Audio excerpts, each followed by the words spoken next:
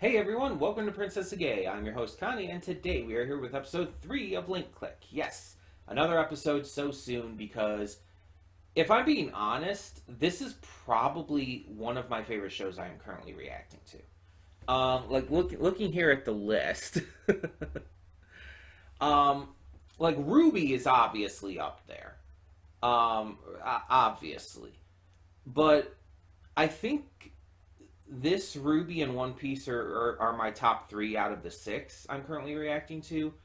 Though to be fair, I haven't actually started Tresse at the time of recording this. Um, but it definitely beats out Fire Force and Bochi. And honestly, I think right now, considering up to this point, I've seen as many episodes as I have for Volume 9 of Ruby. If I'm just saying Volume 9 of Ruby, then I like Link Click more. Link Click's first two episodes are better than the first two episodes of Volume 9 of Ruby. I will say that. And that's nothing against Ruby. Ruby is like pretty much right behind. And the only reason One Piece is above them both is just because it's fucking One Piece. It's my favorite piece of media of all time. So that's kind of unfair judging it compared to that. Um, do I think Link Click overall will be better than Ruby? I have no clue. Um, it just depends on how the season goes.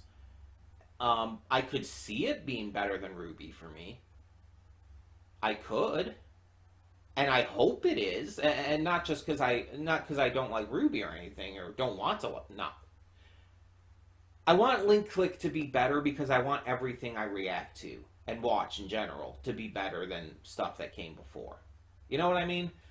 I want the next best show to always be on the horizon. Um, Hell, if something were to somehow beat out One Piece for me, I would be fine with that. Hell, for a time, something did. For a time, I actually did consider Carol and Tuesday above it.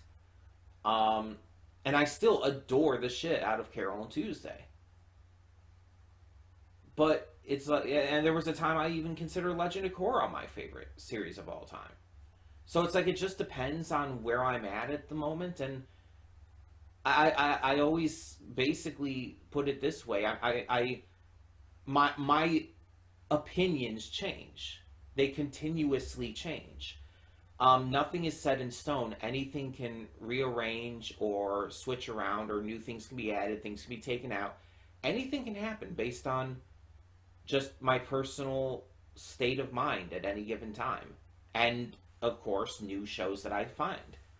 I want Link Click to be up there for me. And I hope to God it will be. Because, I just hope that for everything. um, so, if it can beat out Ruby, if it can beat out, fuck, Carol and Tuesday, if it can even beat out One Piece somehow, I would be game for that. Do I think it will? I don't know. I don't think it'll beat out One Piece because that is an exceptionally tall order. But it could. It's possible. Both of the first two episodes made me tear up. So it's like,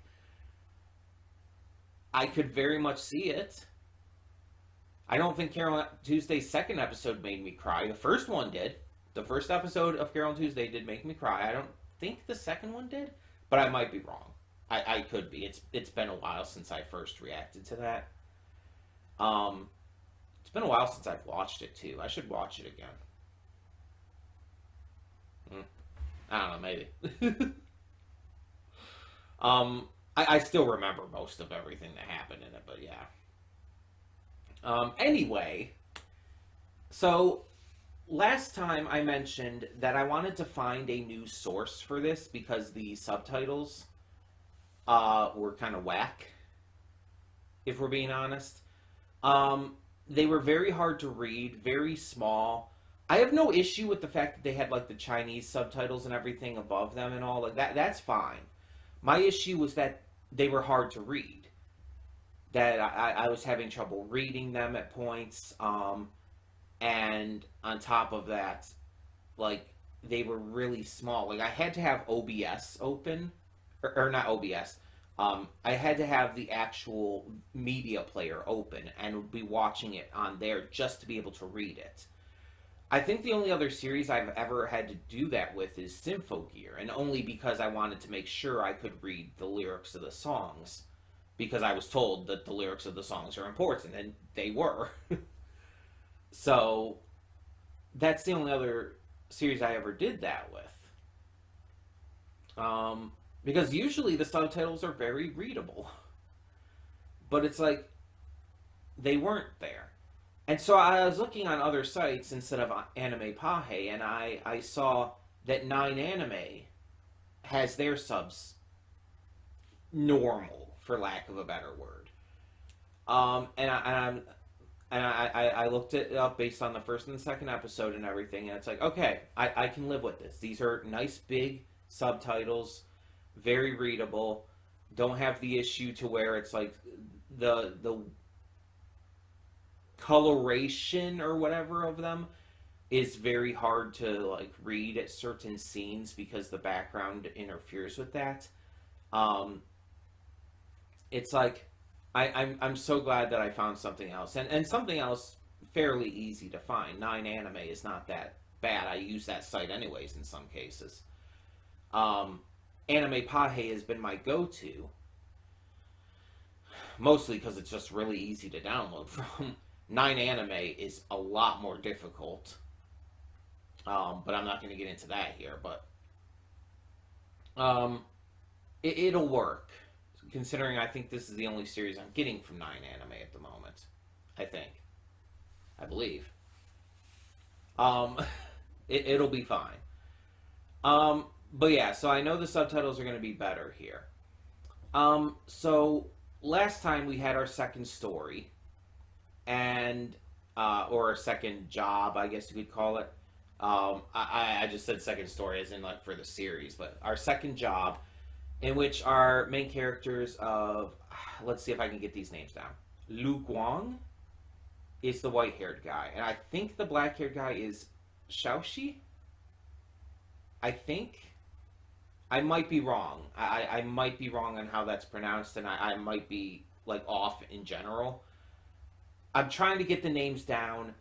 Again, I am a English speaker, an American. I'm white as hell. I'm not always great at getting a lot of Asian names down. Just I'm not. I'm trying. I'm trying my best, and that's what I got to try to do. I just got to keep trying. I just got to keep learning. I got to keep getting better with that, because it can be done. It can be done. It's just me. I need to get over that roadblock of it just being me and better myself in that regard. I can learn. I can do this. But yeah. I'm trying to get it down. I don't know the girl's name. Has the girl's name ever been mentioned yet? Like the girl who's working with them, who's like almost barely there so far. I assume she'll have more of a part to play in a future episode. Maybe this one. I don't know. But yeah, I don't think we know her name. It might have said it, but it's like maybe only once. Because again, she's barely there. Like for most of the episode, it's like she was there more so last episode than episode 1, but still, even then, it's like she was only there for basically the couple of scenes that involved communicating with the client. The vast majority of the episode, the meat of the episode, didn't have her in it still. So, but that could change very easily. We did have a little bit of continuity last time too with the girl from the first episode who died. We did see that Lu Guang is hiding that from Shashi. Again, if I'm wrong on these names, I apologize. I'm trying to get them down. Eventually, hopefully, I will. But he's hiding this information because I think he knows how it would affect him. To find out that just you trying to help someone ended up causing unintentionally their death, their murder nonetheless, would be insane. Like that would break me for sure. I would have a breakdown from that, like unquestionably. Even if I knew it wasn't technically my fault, with the entire basically time travel aspect of this and everything, it's like it almost kind of is because they changed the timeline in a way that like put her in that situation, and it's like they didn't kill her, like Shashi didn't kill her, but again, he kind of did something that put her in that situation, and that's the thing that would hurt him. That's the thing that would break him down. And I don't think Lu Guang wants to do that to him, even though it's very clear that Lu Guang gets annoyed as shit by him here and there. He doesn't want to do that to him. Also, fun fact: when looking this up on 9 Anime, they have the Japanese dub on there as well, and the Chinese dub, which is the original, mind you, is listed as Chinese dub, as if it weren't the original. It's like, what? This is what it's normally. This is the language it's normally in. Why is this listed differently? That's weird. Probably because, most anime is typically seen as Japanese, and since this does have a Japanese dub, they're just like letting you know it's like this is the Chinese version. It's like I don't know. I don't fucking know. Because again, it's not listed as like original. It's listed as Chinese dub, as if it were not the original, as if it were dubbed into Chinese.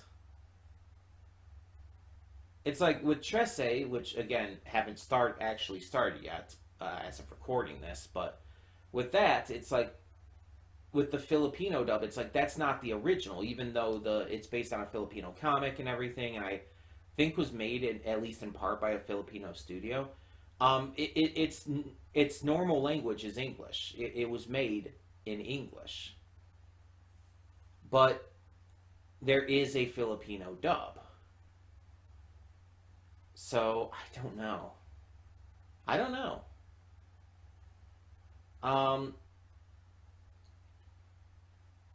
We'll see.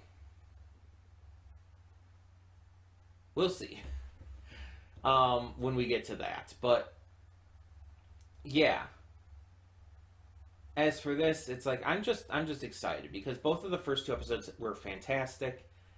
I love the stories that they told of these characters and everything, the emotional, like, heaviness of them, and just how attached we get to these episodic characters in such a short amount of time.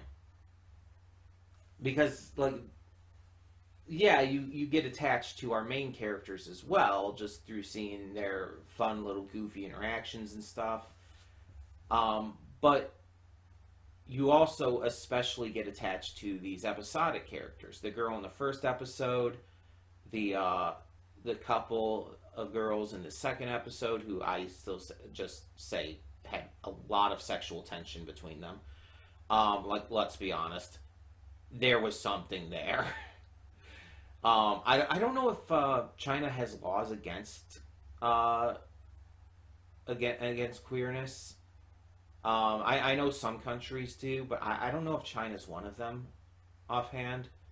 But if so, that could be maybe why it wasn't allowed to explicitly like do anything with that in the episode. But again, it was made pretty fucking obvious. Like, there was a lot there. Let's be honest. I'm just hoping that no matter what the stories continue to be, that they continue to be as engaging as these first 2 have. Because that's really the drawing point for me right now. These stories being so damn engaging, so damn interesting, with characters who are likable and you really feel for and get emotionally connected to. It's like that's what I want to see, and that's hopefully what we're going to continue to get based on the pattern that's being established with the first 2. So, I guess we're gonna have to see. We're gonna have to find out. Um, so yeah, like I said, this episode should be fine in terms of subtitles, so no worries there. Let's just get this going and hope for the best. When the screen fades to black, pause this redirect and go to the description below. Follow the link to the reaction, and after you watch it, come back here to the redirect and resume play.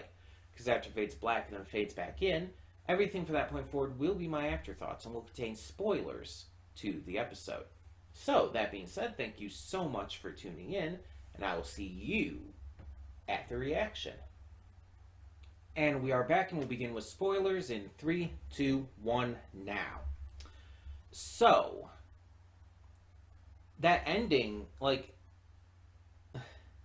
it both was and was not open-ended. Because it's like, we understand what he did.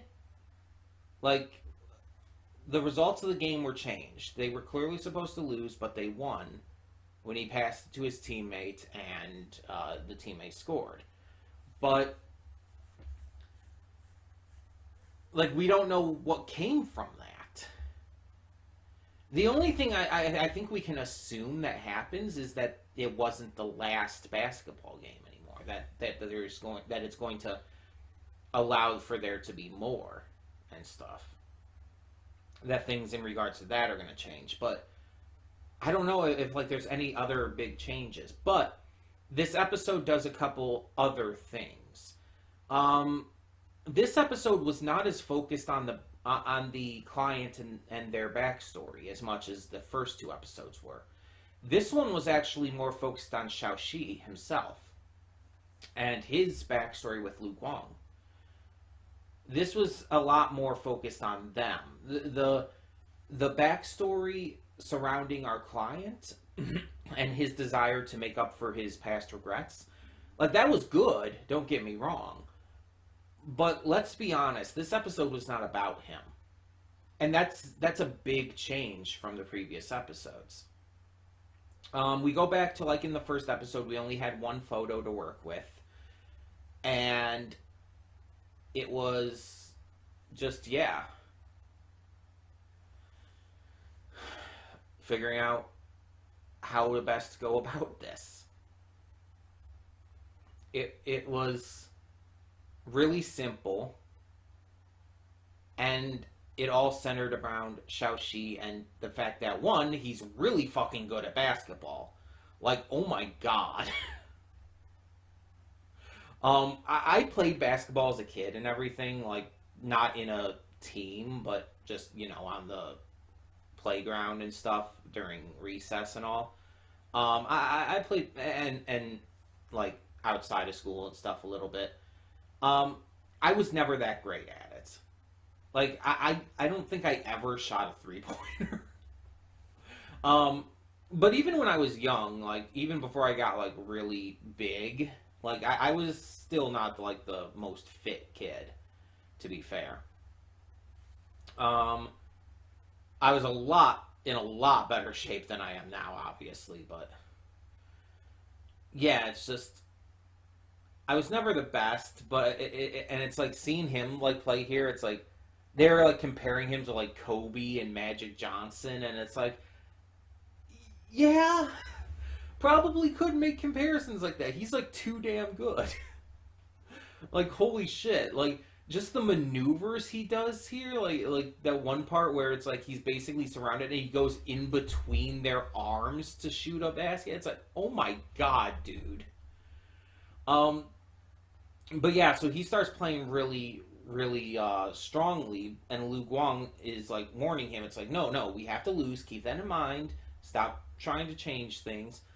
And this is something we had seen in the previous episodes, most notably the first one. Xiaoxi, when he's doing this, he gets a little too into it sometimes. Like, that's been made very clear that he can get emotion, because the emotions and the memories are connected when he does this. He tends to get a little too personally invested, you could say. And I can't entirely blame him. I wouldn't say it's his fault. but it is an issue. It is something that could cause problems. Like, as we saw in the first episode, the fact that he wanted to change things in this girl's life to help her with her parents and all, it ended up causing her to be in the way of this killer and everything. And with this episode now, it changes the entire events. And we don't even get to see exactly what that does. Maybe we'll find out next episode. But he actually straight up, like, breaks off into a different path, a different world line, a different timeline in general, you could say. And it's like, that could change things. Even if it's just for this one guy's life, it could change things. What's that going to do? But we see through this that we see how Xiaoxi and Lu Guang met. They actually met through basketball, like before they were ever working together. Lu Guang was like new to the neighborhood, I guess, and Xiaoxi invited him over to join in their game. They needed another player.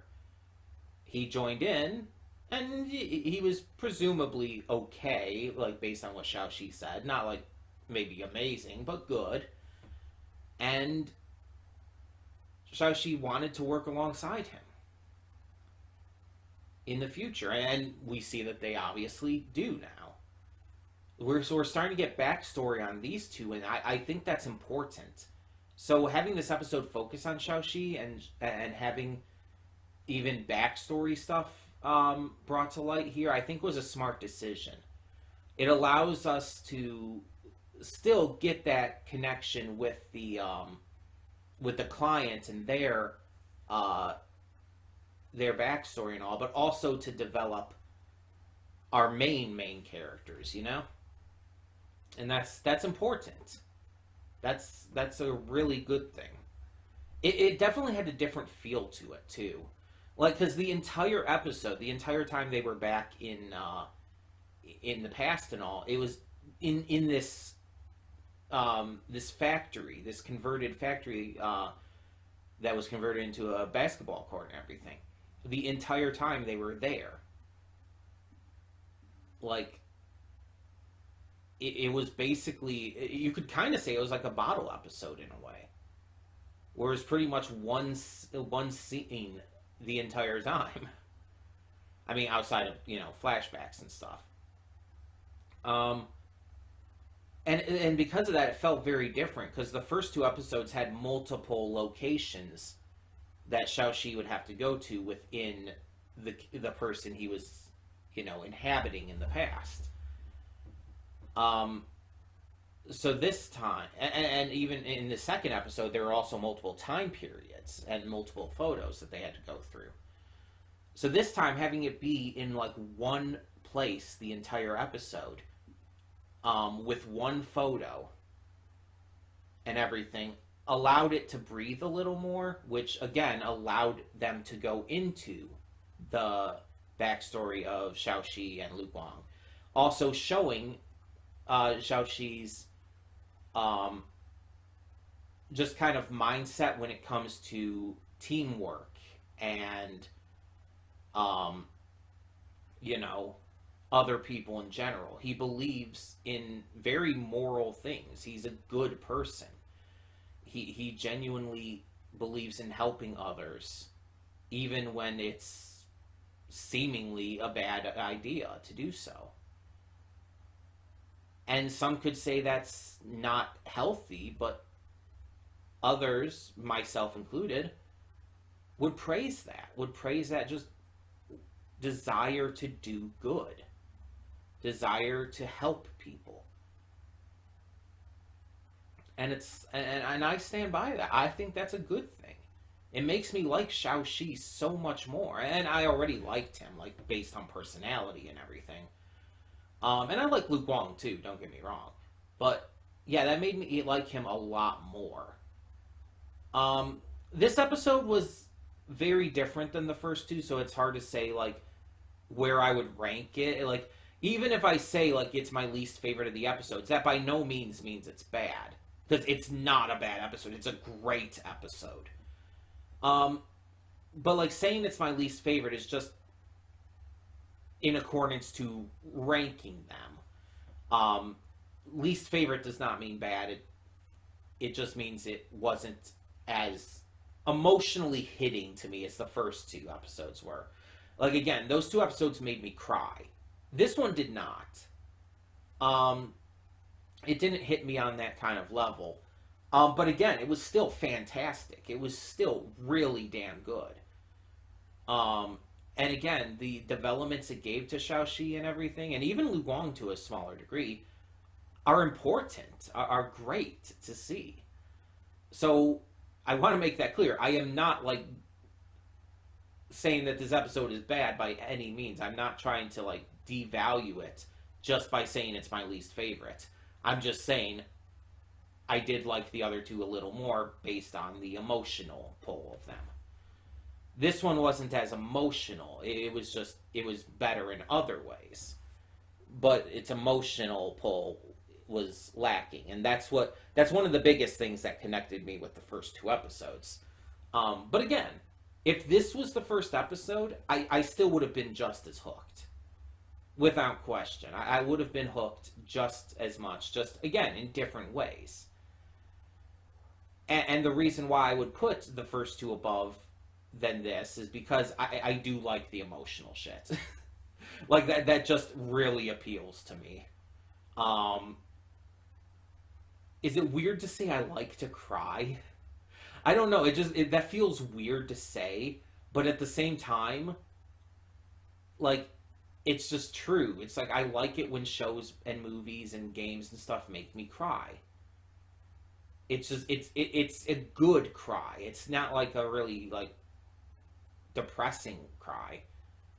Like I hate crying like when it brings my mood down, but when it's something that it, like actively like just is something that's really good for me and everything, and it's like it gives me this like really good, healthy, just deep cry, especially if it's a really deep one. It's like, yeah, you know what I mean. I hope you know what I mean. But yeah, another great episode, and definitely can't wait to see where it goes. Like, I wonder if we are going to get like follow up at the beginning of this next episode. In the meantime, though, tell me in the comments below, what did you think of episode 3 of Link Click? And I am going to see if I can find a version of this that has the good subtitles, but it's not like, I think this is supposed to be 60 frames per second, because it's like the visuals were a little wonky here. So I apologize for that. I'm going to try to find a file that has the good subtitles but not as wonky of visuals. We'll see how that works. But in the meantime, thank you all so much for tuning in. For now, I'm Connie and I'm signing off. See y'all next time.